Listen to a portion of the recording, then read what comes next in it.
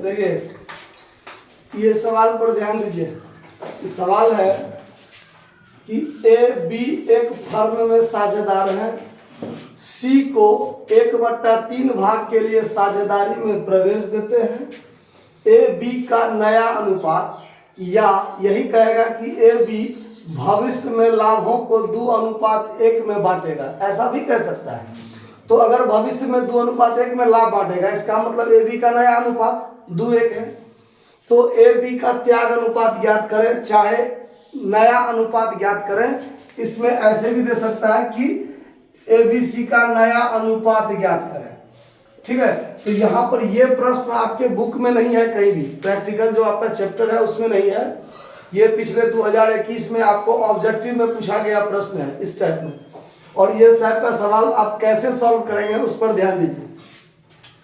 तो यहाँ कहता है कि ये जो देखिए कितना आदमी क्या मिस्टेक करेगा कि ए बी का पुराना अनुपात 1:1 मान के 1/2 कर लेगा, और नया अनुपात 2:1 में क्या कर लेगा, बांट के घटा के आपको अनुपात निकाल लेगा। ये मिस्टेक कीजिएगा।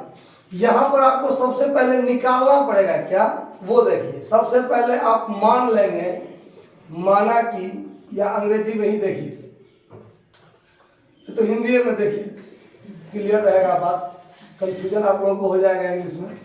माना कि फर्म का नया फर्म का लाभ एक, मान के चलते हैं ना कि माना कि फर्म में जो हमारा नया फर्म होगा, उस फर्म में हमारा जो लाभ होगा वो कितना होगा, 1 होगा। और अब क्या करेंगे, नया साझेदार जो यहाँ कौन है, सी। तो सी का नया हिस्सा 1/3 है। तो शेष लाभ मेरा क्या होगा, मतलब जब हम 1 में से 1/3 सी को दे देंगे तो हमारा जो शेष बचा लाभ होगा, वही शेष बचा लाभ ना ए बी आपस में बांटेगा। उसका नया अनुपात क्या होगा, 2:1, क्योंकि नया अनुपात जब ये कहेगा तो ए बी सी तीनों का नया अनुपात होगा, सिर्फ 2 साझेदार का नया अनुपात कभी नहीं होगा, ठीक है। तो नया अनुपात जब तीनों का होगा तो फिर यहाँ पर नया अनुपात 2:1 दिया हुआ है सिर्फ ए बी का, हमको निकालना है तीनों का।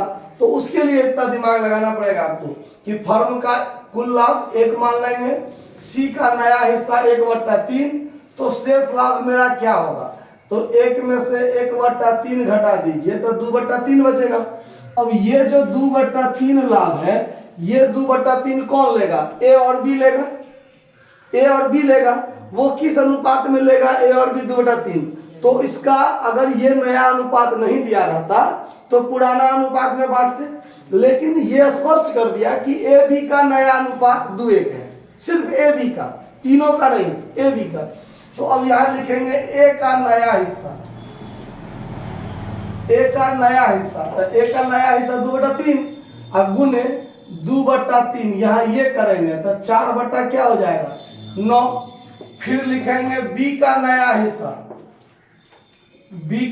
हिस्सा 2/3 गुने 1/3, तो ये हो जाएगा 2/9। क्लियर है बात। अब देखिए अब क्या करेंगे, अब लिखेंगे नया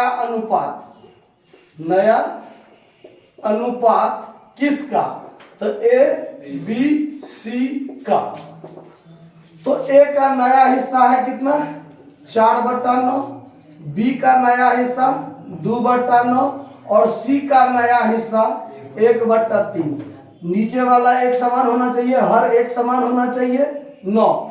तो ये 4 2 3 3 9 कटेगा तो 3 1 3, तो यहाँ 4 2 3, ये हो गया नया अनुपात। बात पर ध्यान दीजिए, ए और बी का नया अनुपात कितना है, 4 2 है ना, 4 2 को काटिएगा तो 2 1 होगा ना, आया बात समझ में। तो ए बी का नया अनुपात क्या रहा, 2 1 रहा ना। अब बाकी तीनों का नया अनुपात देखिए तो 4 2 3 ये हुआ, ठीक है। अब हमारे पास नया अनुपात ये हो गया, मतलब ए बी सी का नया अनुपात हमारे पास स्पष्ट क्लियर हो गया कि 4 2 3 है। और ए बी जो पुराना साझेदार था उसका पुराना अनुपात कितना था मेरे पास, क्योंकि ए बी कैसे साझेदार था क्या स्पष्ट क्लियर नहीं है, तो बराबर बराबर का साझेदार होगा एक एक। अब निकालेंगे हम लोग त्याग अनुपात।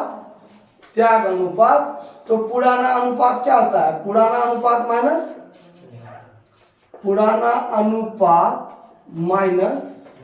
नया अनुपात, यही होता है ना। तो पुराना था कितना कितना, ए का और बी का, दुइये का निकलेगा। पुराना था 1/2 1/2 और इसमें से घटेगा नया 4/9 2/9। एलसीएम निकालिएगा तो 18, 9 में से 8 जाएगा 1/18, फिर यहाँ घटाइएगा एलसीएम होगा 18 और 9 में से 4 जाएगा तब 5/18। मतलब ए और बी का जो आपका त्याग अनुपात होगा वो 1/18 और 5/18, 18 बराबर है तो एक अनुपात क्या हो जाएगा 5, ये हो जाएगा त्याग अनुपात। ऐसे निकाला जाएगा त्याग अनुपात। समझ में आया बात, किसी को कोई दिक्कत तो इस बात को यहाँ पर प्रश्न इसीलिए स्पष्ट लिख दिया है ताकि आपको पढ़ने में दिक्कत ना हो। चलिए नोट करिए।